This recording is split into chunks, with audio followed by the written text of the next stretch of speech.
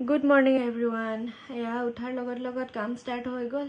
তাৰপিছত মানে তাক আজি এনেকৈ লৈ থাকিব লগা হৈছে কিয় কালি আৰু আজি সি মানে খুব আমনি কৰিছে। এনেকৈ খালি চব সময়তে কোচত উঠি থাকিব বিচাৰে।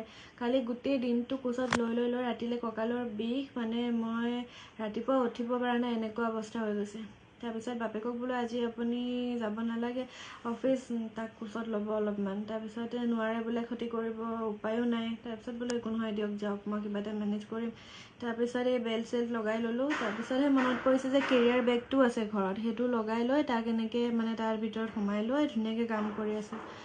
তাৰপিছত এয়া ব্ৰেকফাষ্ট চেকফাষ্ট কৰিলোঁ।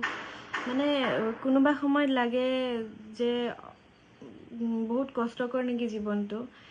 তাতে আকৌ মানে কিছুমান মানুহ থাকে যে আপোনাৰ জীৱনত আৰু বেছি প্ৰব্লেমছ এড কৰিব বিচাৰে, কিন্তু সেইবিলাক মানুহক মই কৈ দিওঁ যে মই কোনো দিন হাৰ নামানো। আপোনালোকে যিমান চেষ্টা কৰিব লগা আছে কৰি লওক। জীৱনত কোনো দিন হাৰ মানা নাছিলোঁ, না আগলৈও হাৰ মানিম। গতিকে যাৰ যি কৰিব লগা আছে কৰি থাকক, মই কোনোদিন হাৰ নামানো। ইমানখিনি অকলে প্ৰেগনেঞ্চিৰ পৰা এতিয়ালৈ কৰি ল'ব পাৰিছোঁ যিহেতু আগলৈও কৰি ল'ব পাৰিম। কয় যে চবতছে এটা হাৰ্ড ফেজ হয় এজনী মাইকী মানুহৰ কাৰণে প্ৰেগনেঞ্চি আৰু পষ্টপাৰ্টাম। সেইটো সময়ত যদি মই কৰিব পাৰিছোঁ, মই আগলৈও পাৰিম। গতিকে আপোনালোকৰ চেষ্টা এনেও বিফল হ'ব। যি কৰিব লগা আছে